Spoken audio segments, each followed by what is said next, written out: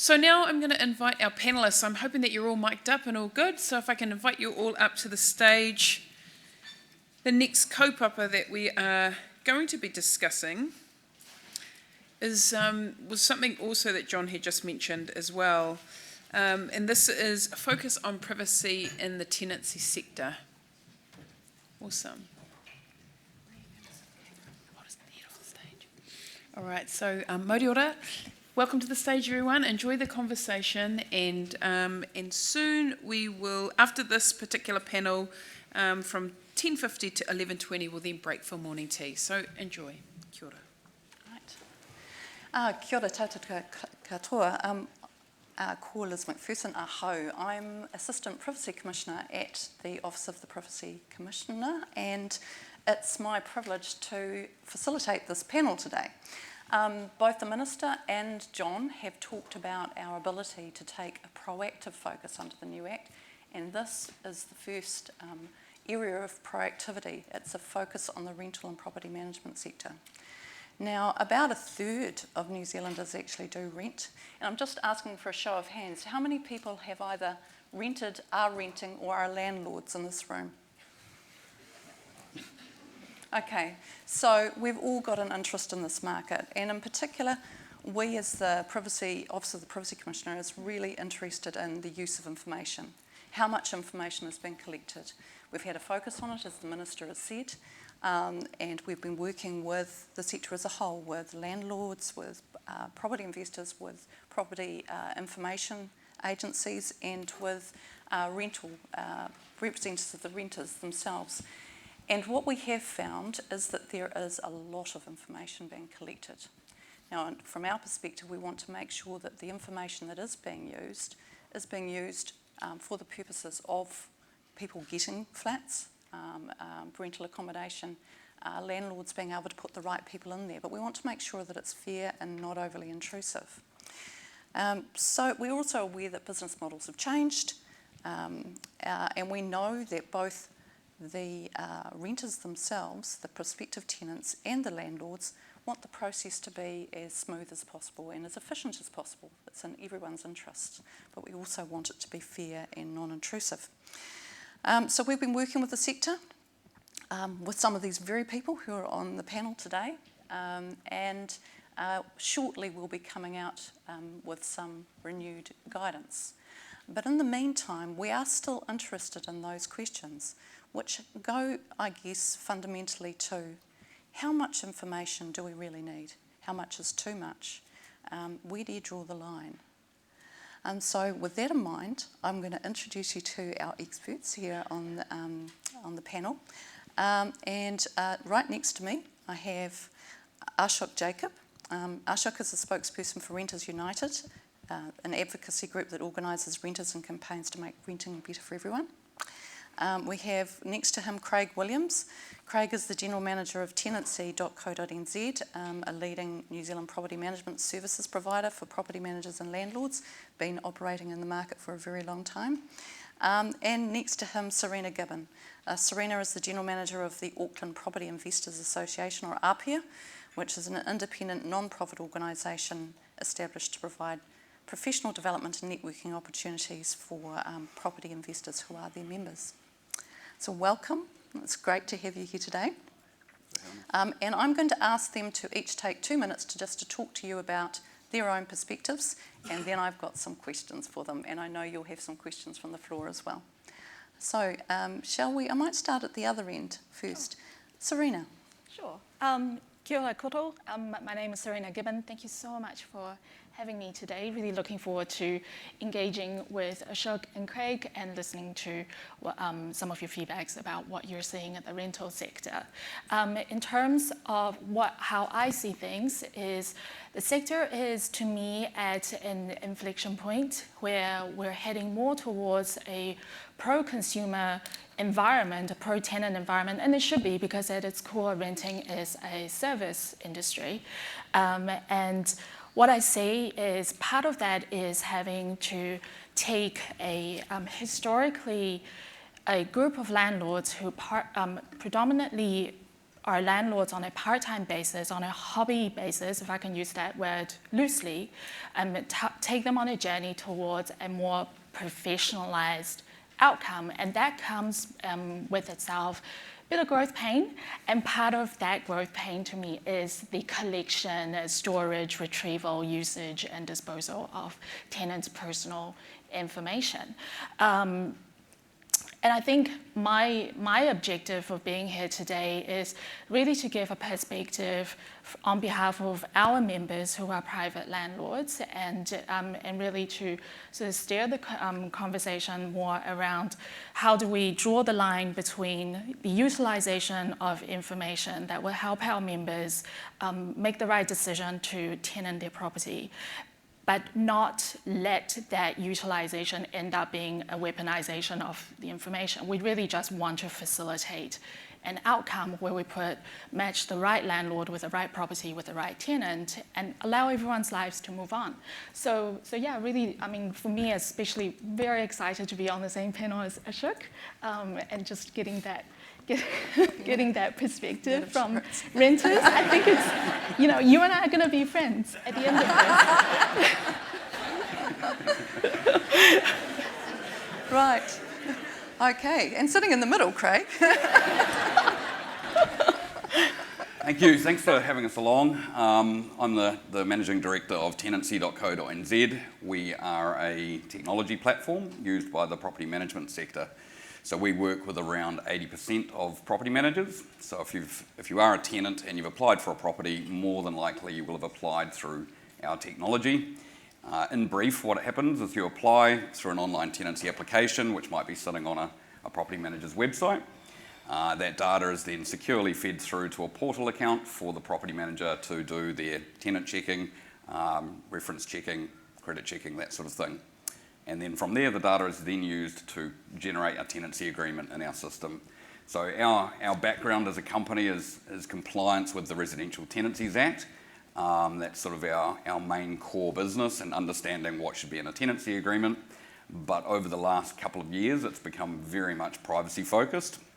So we've been working with the OPC now for some months, trying to establish, and on a very detailed level, what a baseline tenancy application should or should not capture.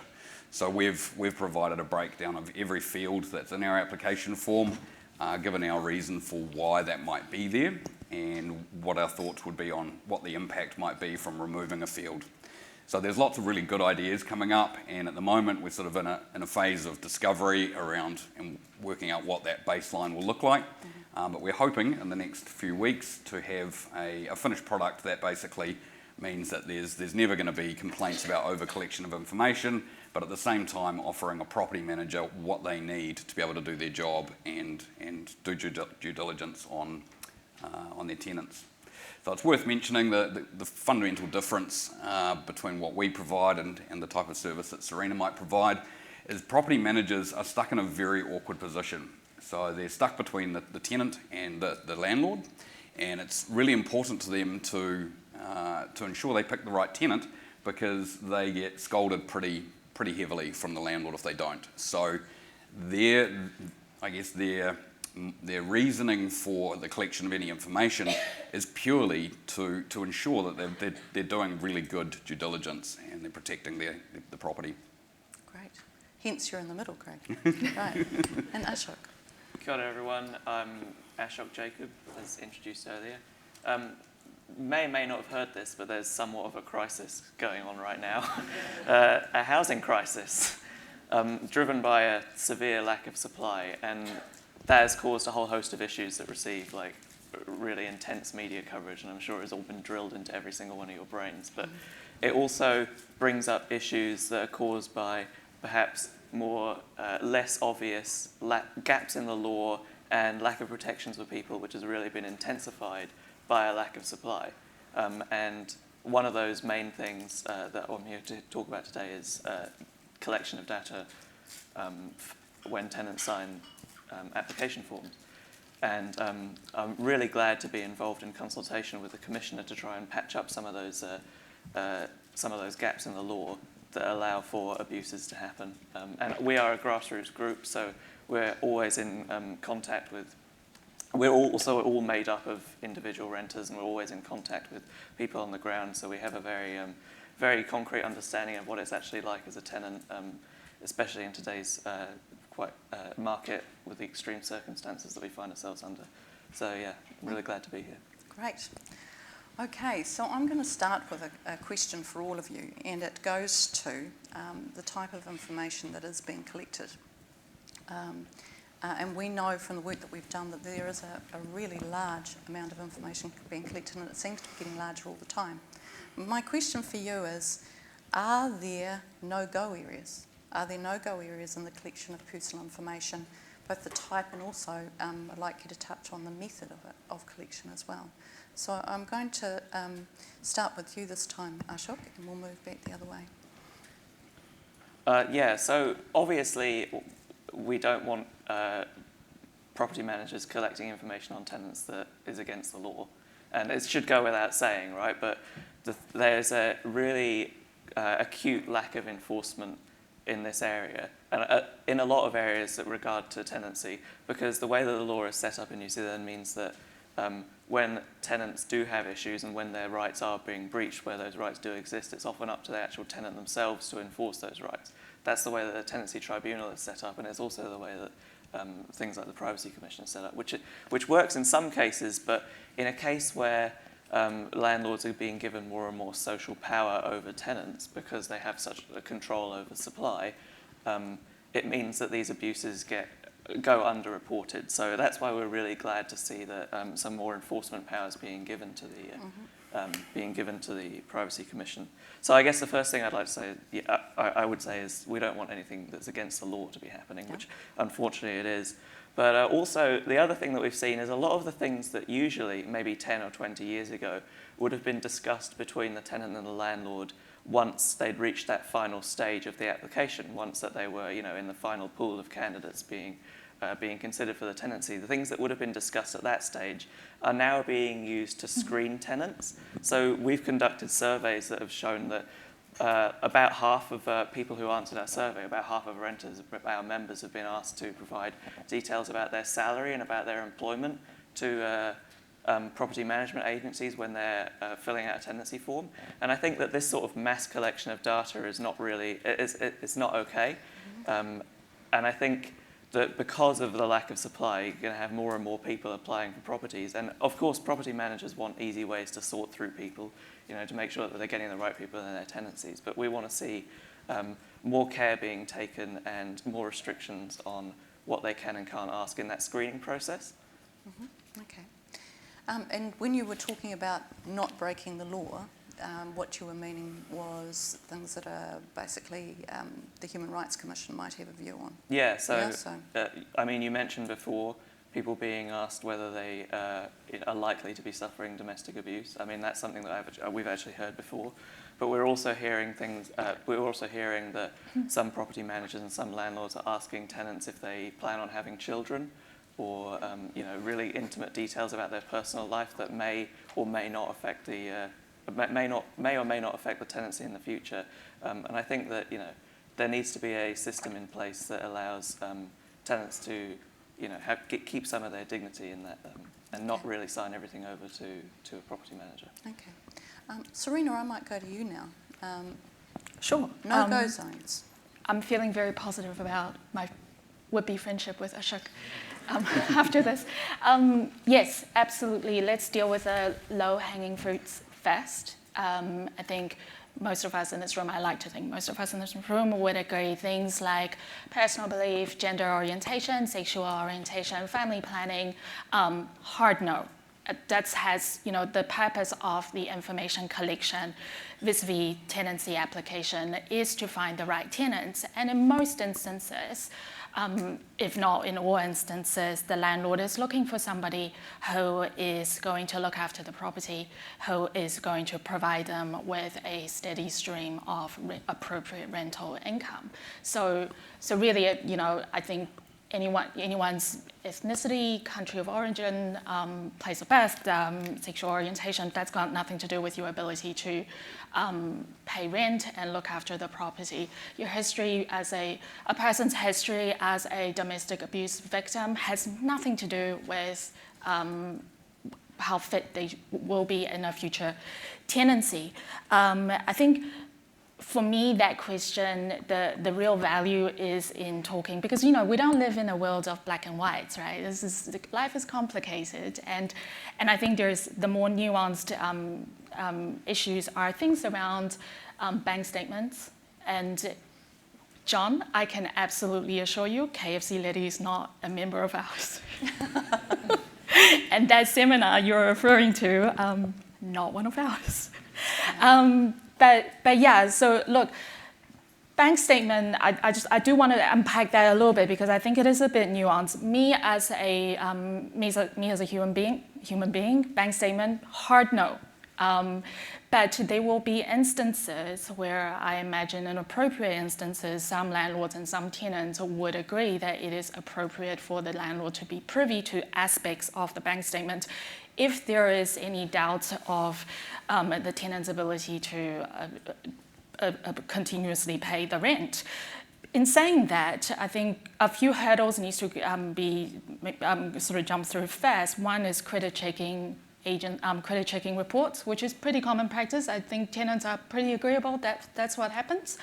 And beyond that, I think the seeing of bank statements is a very appropriate in very limited circumstances. Mm-hmm. Some people in our association draw what I believe to be a false equivalence between if a bank in lending you money to buy the property is allowed to look at your bank statements, then therefore a landlord in letting out a property should be able to see a tenant's bank statement. I think that's a bridge too far, because there is a difference between ownership on a certificate of title that's only caveated by the bank's security of that loan, and parting of the right to occupy an exclusive possession, but still retaining that ownership of the rental property. Okay. So that's, yeah. Yeah, thanks for that. And you, of course, as you said earlier, Craig, in the middle between these two relationships. How do you see this question? Look, I think the two no-goes, I tend to agree with Sarina that bank statements in sort of 95% of cases would be unnecessary. The landlord or property manager should be able to ring their previous or current landlord to get the information that they need, which is the person going to pay the rent? What were they like as a person? That should give them what they need. If there was a scenario where they can't get hold of the previous landlord, or they're from another country perhaps, there might be a circumstance where both parties could agree that, hey, I need some sort of evidence that you're earning some money and that you're going to be able to pay this rent. So that's the first thing. I think the second thing for me as an absolute no-go on a tenancy application would be collecting credit card information. I know that there are platforms out there are more and more of them starting, where they're collecting credit card information, and then the tenant can pay a fee to have their application boosted to the top of the queue. I think it's just an absolute no-go for New Zealand. I think that's going to separate those that can afford to pay the fee from those that can't afford to pay the fee. And right now there's probably quite a few New Zealanders that are missing out on tenancies without realising that it's just because they couldn't pay the fee. So I think that to keep everyone on a level playing field, I think it's really, really important that we look at that practice and make a decision on it and be really clear that practice is either acceptable or not acceptable. Okay, in terms of the method of collection, we've heard stories of information being collected via Googling people, having a look at their Facebook details and a variety of other things. How do people feel about methods of collection? I'll start with you, Craig. So our platform is for professional property managers. It's not available to landlords, and part of that is part of the technology that we provide. It's just to help speed up the process. So we've built a thing called a background check. It's quite a common feature of any sort of platform, where you can plug the person's name in and it will go through Google or other databases such as the Tenancy Tribunal, bring back the results so that they can review those results. It's the same thing as them going out to those different websites and doing it individually, but it just speeds it up, puts it all in one place. So that's one way that you can do a check on someone. There's also doing a credit check, which is much easier, I guess, because it's date of birth matched. But I guess that's the two sort of main methods that we offer in the technology space around that. Mm-hmm. Ashok, your view on this? Well, I think it's important to maintain a level of professionalism in this area, and I think that's why services like what Tenancy.co.nz offers are pretty good, because they have a quite high level of professionalism and are therefore being sort of watched over by the Privacy Commission. But I think in New Zealand, especially with what Sarina referred to earlier as there being a lot of hobbyist landlords, means there's a real sort of lack of professionalism in the sector. And what you get as a result of that is you get people, asking questions like this face to face, where a tenant might really feel reluctant to say no, even if they want to. And you get really shoddy shoddy maintenance of data collection. And so I think that's one of the reasons that why we want property managers to be more held to standards, and landlords to be held to higher standards when it comes to collecting data. And I think that the method of collection is one of those things that needs to be quite stringently regulated. Right.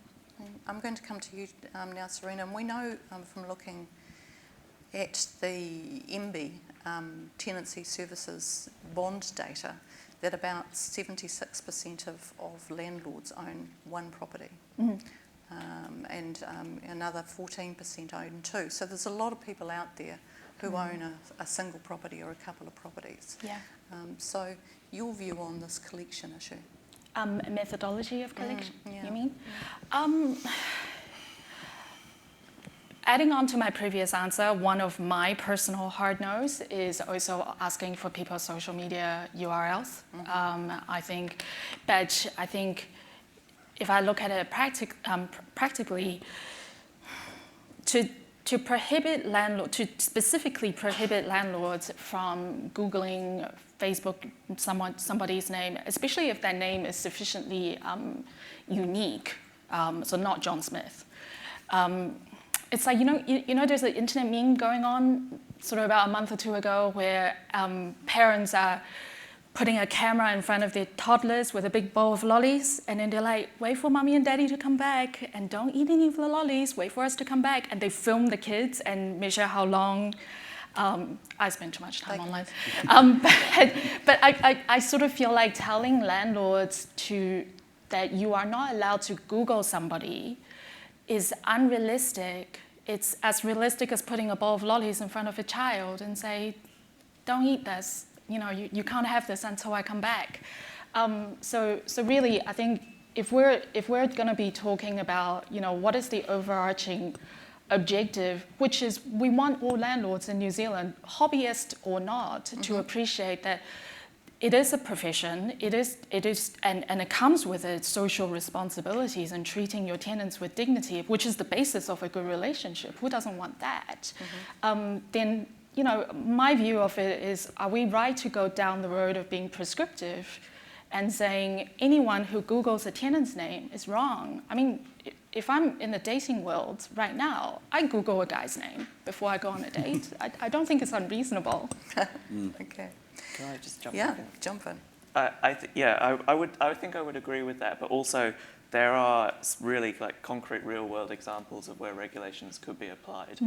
So I know that the Commissioner is aware of Facebook groups for landlords in which they use to discuss and share tenants' information when they receive applications, and I think that's the sort of thing that where regulations could be applied to stop abuses and stop breaches of privacy from actually happening. I totally agree with you, and I'm glad you picked up on that, because as an organization back in February, and I suspect, reading between the lines, this was the genesis of this whole exercise of looking into the rental sector, is back in February, if you guys will remember, that there was some media around Facebook groups that are run by landlords with information supplied by people who purport to be landlords about tenants, and that they're colloquially referred to as a bad tenant list.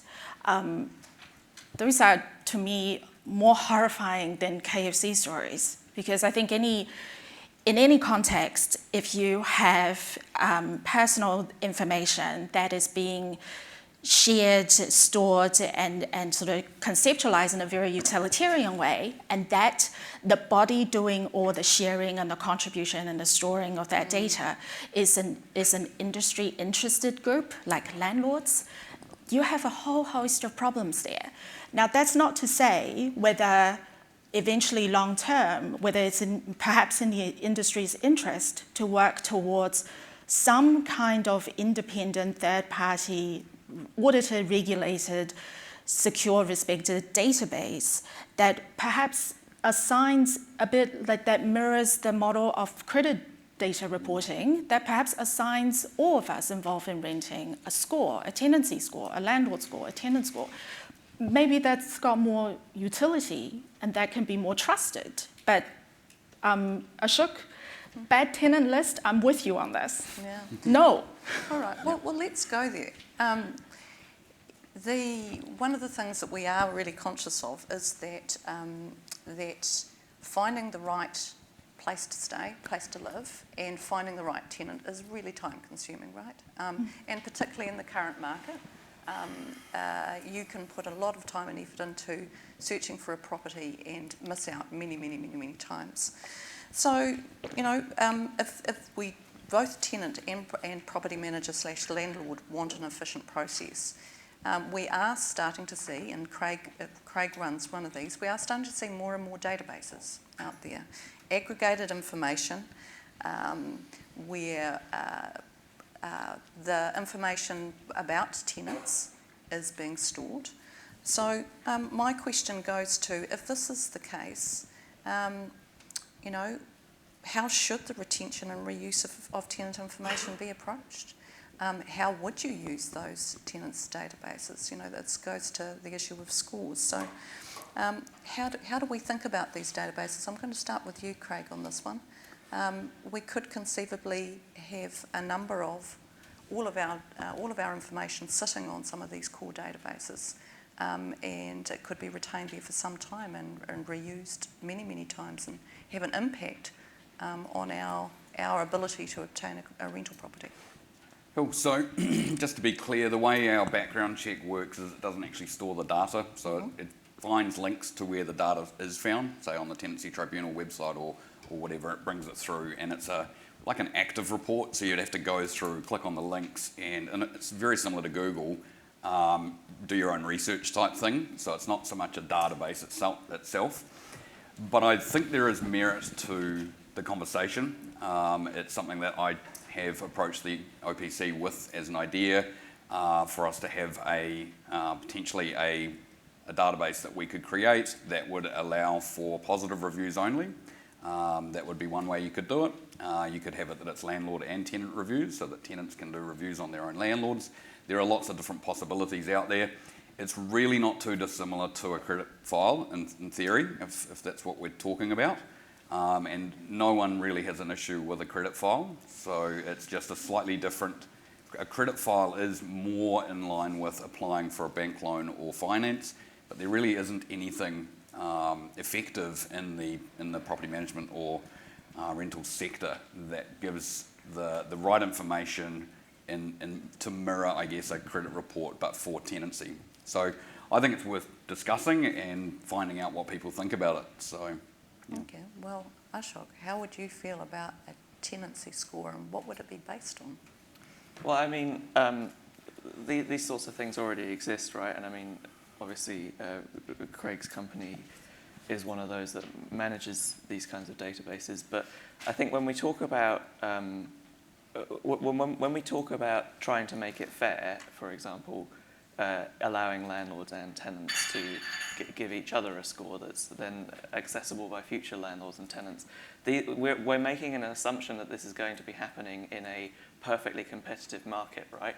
Mm-hmm. And right now we're not in a perfectly competitive market. We haven't been in a perfectly competitive market for some time. The reality is that for most tenants, especially for people on low incomes, people who don't have a lot of time, especially for working people, there is no choice as to where you get to live. You have to live somewhere near your job, and especially in such a market with such tight supply, the first place you're offered is the first place you're going to take. So I think when we talk about having people make informed decisions, it's only applicable when you're actually given the opportunity to make a decision, when you're not forced to just say yes to the first thing that comes up. Okay. And Sarina, scores? I mean, what would a score be based on? And I mean, it goes to my question earlier about retaining information. Does the way in which a tenant left a property, the fact that they paid their rent on a regular basis, does that go into a score?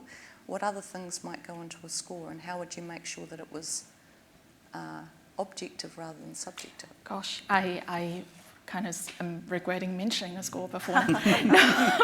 No, it was when I talked about perhaps a long-term consolidating, and working more to have the industry work more in line with credit reporting, and maybe having a score as that is determined by somebody who, obviously right now is.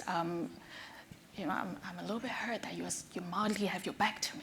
But no, It's just the position of the chair. no, I guess what I'm trying to say is right now I think we can all agree it is a pretty low trust environment between landlords and tenants. Although my feeling is we all want we all have a shared outcome, which is facilitation of long-term tenancy.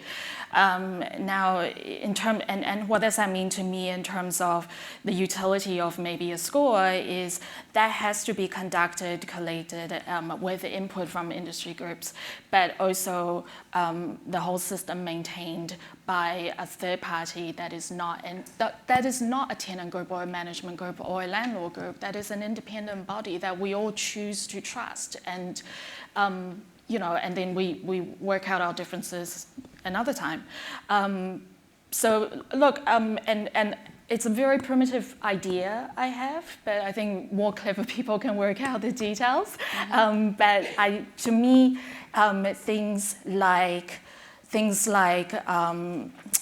the credit, maybe aggregated results of the credit data reporting, results from tenancy tribunal. Maybe I think now in the credit, maybe this more than me. Now in the credit reporting world, things like if you miss one bill, it kind of acts negatively towards your score. That's called comprehensive credit reporting. Yeah. But it's not available to the property management sector. That's only for the finance sector. Yeah, but if we look at it as a model that we can sort of take inspiration from, perhaps, and then if it is in an ideal world, a system that is set up that every stakeholder in the industry can trust and use and buy into, so they participate, engaging with the data. Because I think one of the issues that you've mentioned is about tenants feeling disempowered because of the market imbalance. Tenants being disempowered and feeling like they cannot take their landlords to the tribunal and activate their rights under the Tenancy Act. That to me is incredibly sad. Like, I'm very sad to hear that, because if it's your right, you shouldn't feel encumbered, and you should go ahead and enforce that right. So the more we encourage and empower tenants and landlords to participate in that tribunal process, perhaps long term, that engagement can, in a way, in a sort of privacy-friendly way, head into some kind of a database that can provide future users of the rental sector more confidence and utility. Mm-hmm. I think when we talk about scores, it's important to make sure that there's a high level of understanding and a high level of education, both for tenants and landlords, as to what these scores are made up of and how easy they are to access. I think credit reporting is is a good example, because everybody knows that they have a credit score, and everybody knows basically what their credit score is made up of. Yeah. And I think if we're going to be creating score, if we're going to be ranking people based on how good they are going to be as a potential tenant, it's imperative that tenants know what this system is going to be made up of, and it's also imperative that tenants are able to actually access their own score and dispute if there's something that they think is wrong, just the same way that the credit system works. Can I just say, this is an imaginary system I've literally just made. I'm aware. You're seeing it being developed on the stage. And I know if this is going to happen, it's going to take longer than. I wouldn't want my members to score your members, and I wouldn't want your members to score my members. Do you know? Like, I don't think people who have vested interest should be scoring. Like, who of us here believe in every Google review you read? Yeah. Well, but that's interesting, isn't it? I mean,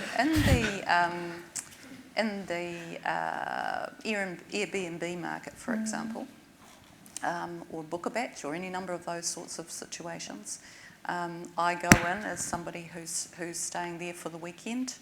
At the end of the period of time, I get asked to rate the property and the cleanliness of it, the communication with the host, by the host, etc., etc., etc.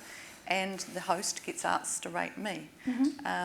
How would that work in this situation? Why wouldn't you have that rating happening? I am personally distrustful of user reviews to an extent, and perhaps that speaks to my generation and my worldview.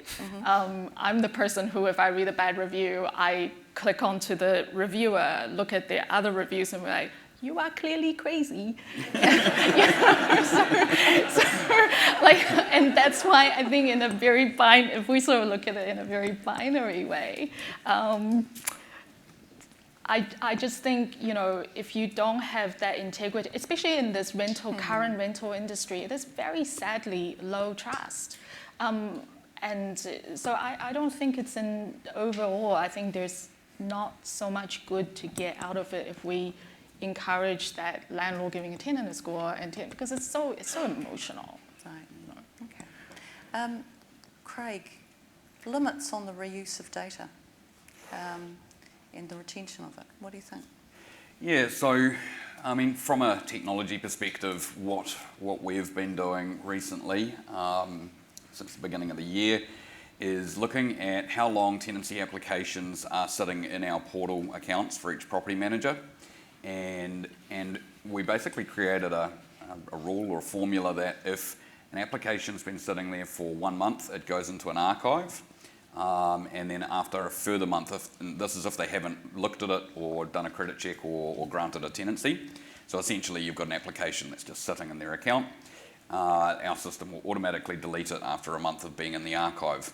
If the tenant wants to be on their rental list, they have to keep pulling it back out of the archive and put it into their current applicant list. So we've deleted, I think on our first delete, it was about 700,000 applications, and I think it's a significant number every month. And we're doing that to try and help property managers that aren't quite there in their understanding of how the Privacy Act works and how the privacy principles work. So it's in a way that we can assist them to start deleting data that they don't need. And in terms of reuse of data, so we've got a tenant portal. It has about 350, 400,000 tenant users. They can manage their data there. So that's theirs for them to manage. It's encrypted and it's password protected. So at any time they can delete their account. But it also means that all of their information is sitting somewhere that they only have access to. When they go to apply for properties, because most of the market use our application form, all they need to do is put their username and password into our application form and it pre-fills it all. So where we're moving to over the next year, so we're just in the process of rebuilding our entire application form with all of this sort of thing in mind, but where we're heading to is it's going to be a really user-driven platform. So tenants will be able to send whatever amount of data they want to potential property managers and one day maybe even landlords. But at the moment, we're sort of working on technology that was built about 7 years ago, and we're rebuilding it all now, which means that it's not quite as user-driven. It was all application-driven, I guess, back in the past. So we've got some pretty cool solutions coming. We're really mindful of the amount of change that needs to happen in the industry, and that's why we're really keen to work with everyone involved, and especially the OPC. Okay. Right, well, I'm really conscious of the fact that we've got a bit of time. I've got some more questions to ask the panel, but I'm just conscious of people in the audience's desire to ask some questions of the panel as well. So do we have some on Slido, and are there any questions from the floor? We do have some questions on Slido. The top-rated one so far is anyone can be a landlord if they own or have access to a property. Should there be licensing for landlords so they understand their responsibilities? Well, that's something outside the Privacy Act, but I'm going to put that one to Sarina, perhaps. Oh gosh, tough crowd. I have an instinct my answer. I'll get punished for the answer I'm going to give when I go home. Look, I think ideally, is licensing an eventuality? I believe so. Ideally, and that's the purpose of organisations like ours. So there's a Wellington Property Investors Association locally. There are 20 property investor associations all around the country, and our purposes are always about professional development for private landlords, networking, education, and support. And what we like to do, what we imagine we can, we want to achieve through the work that we do is so that we achieve harmony and productivity in the industry without alienating tenants, and that we bring, like I said before, traditionally a bunch of hobby landlordists on a journey towards professionalism. Some of them we got to do it kicking and screaming, and I think that's the sort of place where the sooner landlords can buy into this effort to drive towards a pro-consumer space, and that they need to be professionalized, and that it is tenants' lives that they are housing people. They're facilitating a lifestyle for tenants by giving them a home so tenants can get on with their lives, that there are social responsibilities. The more they can get on the train and be part of the program, the less likely licensing will become. But eventually, if the industry keeps resisting, then I believe licensing is a solution. Okay. Ashok. I think this is where the sort of balance that we have to strike becomes apparent, because property is an investment for landlords, but for tenants, it's a manifestation of a basic right. It's a basic right to have a roof over your head, and I think it's useful to sort of compare these to other basic rights that we have in our society. Like, for example, if I dug a well in my garden and I started selling water to, if I made my own pipes and connected water up to people's houses, eventually someone from the government would come knocking around to make sure that I wasn't, poisoning people or, doing anything harmful. If I bought a generator and started plugging it into houses on my street and charging them for electricity, there would be a lot of stringent regulations that I would have to abide by to set myself up as a power company or as a water company or whatever. And I think we need to see property in the same sort of way, because it is one of those fundamental rights that everybody should have access to. I absolutely agree with what you're saying, and I offer this perspective is, let's not forget, for the longest period of time in New Zealand, Kiwi landlords were able to offer a service in the form of accommodation and a good in the form of a rental property. They've been able to do it, we've been able to do it for so long without the business having any fitness for purpose requirements, right? And in the last few years, with, like Ashok said, property is just being overwhelmingly in the national discourse.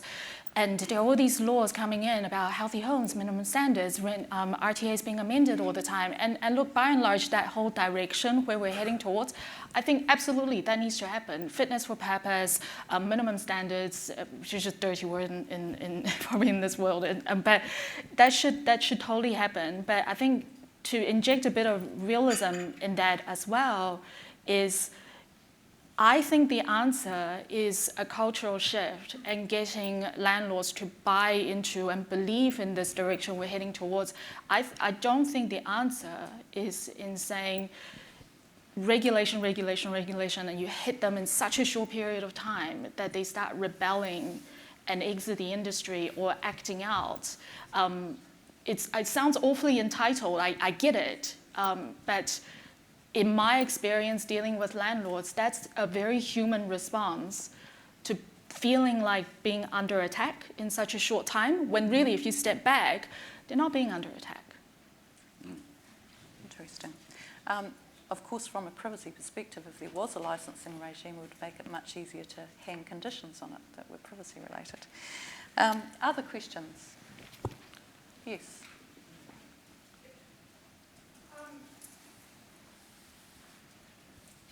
Thanks very much. I'm just really interested by the, I guess the entire starting point of this conversation.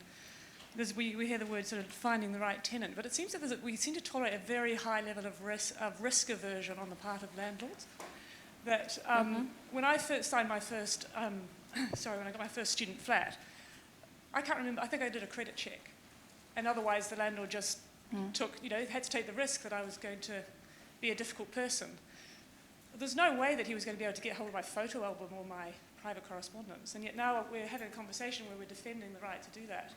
I just wonder if we could reflect a little bit on how we've got to that position where landlords are holding so much power that we feel like the starting point is that we talk about how they can avoid any risk at all of any kind of adverse effect from the tenancy. Yeah. Thank you for that question. And in fact, I mean, one of the questions that we were going to be focusing on, we got stuck on some of the others, was around, we get told that actually the most basic level, the two things that landlords need to know are, can somebody pay the rent and are they of good character? In response to that question, has the amount of information that landlords and property managers, the amount that they're requesting, has it grown over time? And again, I guess it comes back to that question, are we collecting too much? How much is too much? It's a really good question, and I think you need to get some perspective from history in order to understand where we're at right now. I mean, the thing is, we're all debating as to whether it's appropriate for landlords to be asking for bank statements, and it's because that these landlords, they want to be sure that they're going to get a return on their investment, right? Which is because that's what it is. It's an investment. But it's not as if, I think the thing is, the way I see it, it's not as if that this isn't a problem that's already been solved. I mean, 10 or 20 years ago, if you were going to be signing a tenancy application, a credit check was expected, and you would have to be, you would, if you were a student or maybe somebody on a low wage, you would be expected to co-sign your tenancy with somebody who would have more of an ability to pay the rent if you didn't have to pay it. And I think that those are perfectly fine sort of circumstances where tenants have an obligation that they need to make, but also that their their freedom is not being restricted by being asked to give over so much information. But that's at the point when they're signing, they're the preferred candidate, or they're signing a tenancy agreement? And that's where the current sort of extremities of the market sort of make themselves known, is the fact that information is not only being collected more than it used to be, but in a wider scope than it used to be, because it's being used to screen people rather than in that final stages of the application process. Okay. Craig? Yeah, I can vouch for my property management clients that over the last 12 or 15 years that I've been involved, I've seen, if you think about the property management industry has about, say, 1,100 offices. Most of them have been around for 15, 20 years.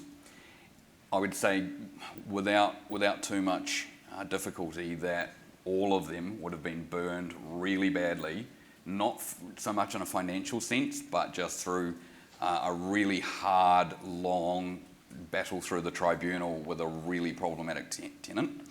Some of them, it's been on a monthly basis for, depending on which area of New Zealand or which market they operate or geographically, for a very long time, and it's really emotionally taxing. And so what tends to happen is over the years we get phone calls and feedback from people saying, well, this is the circumstances, and if I had known this when I was vetting at the vetting stage, I don't think I would have taken him on board or her. And so what happened is over the period of years of property managers battling on with these tribunal cases, they're now all sort of battle hardened and trying to do what they can to protect themselves from that sort of situation. And then they would approach us and say, can you add a field? And over time we would look at it and we would think, well, is it too much, or do you think we can do that and it'll be okay? So we would add additional fields. It's now come to the point where we're starting to look at which fields we can remove, and that's what we're doing with the OPC. But that's just a bit of history, or perspective from property managers as to why they would be trying to protect themselves in the way that they are through having more information to make a decision. I totally agree with what yours, actually I really agree with what Ashok and Craeg both said. My view of it is, I think, and I know I get to say this because no one ever gets bad media for getting punished for hitting out the media, but I think we've allowed the media too much scope to amplify horror stories in the rental market, when at the grassroots we're aware of a lot of success stories. And what I am very concerned about is, because there is an over-amplification of all of these horror stories of landlords asking about people's domestic abuse history, of that sort of stuff that's going on, of tenants dragging landlords through a very emotional process in a tribunal, and we've all heard those stories, and that's creating an environment where people are feeling like they should be overly cautious and feeling like information is power, and that it is in their interest to have a blanket approach to ask for as much information as possible, so that they're in a position to sort of really, really safeguard their property. And I would say to that, first of all, if you're investing in property for the landlord sitting in this room, it's a business. And there is a risk associated with it. You can mitigate the risk, you can't eliminate the risk. So you just have to accept that it is a risk. However much information you collect from the tenant, if it has nothing to do with the tenant's ability to pay you rent on time every week, and if it has nothing to do with your tenant's ability and willingness to look after your property, then you really ought to be asking yourself, what on earth are you doing asking for that information? And I think, I think in our industry, we don't often use languages that's to do with people's privacy rights, and that is to do with a tenant's feeling of dignity and feeling like they are equal partners to the relationship. Yet we keep talking about it's an equal partnership. So I think it's time, I do think we do need to start acting with a bit more mindfulness. Some of the stuff I'm hearing through the inquiry process is pretty shocking. Like some landlords or property managers are asking for tenants' vet clinic details. What's that got to do with rent? I don't Precisely. know. Yeah. Okay, so We've just got one last question from the floor. Have we got time for this one last question? I know we're eating into people's morning tea. It's probably not a good last question to ask, but someone I think needs to ask it, which is, we live in a society which is deeply raced and classed, and the landlord population itself is deeply raced and classed. So I suppose and wanting to reduce uncertainty, people resort to, for shorthand, to reduce uncertainty, to stereotypes, which are deeply based and classed, even in the absence of explicit information. So do they go to KFC? Do they have too many kids? Do they receive a benefit? Do they have a stable income?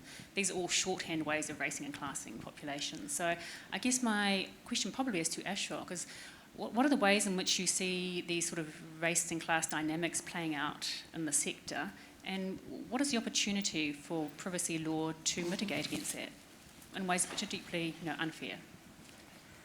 I think that's a really good question, and it's something we've been asking for a long time. And the fact that abuses do occur in this area so often, I think is really a function of the lack of professionalism and just sort of widespread. The fact that it's so common, the fact that if you're a landlord, there are no minimum standards really.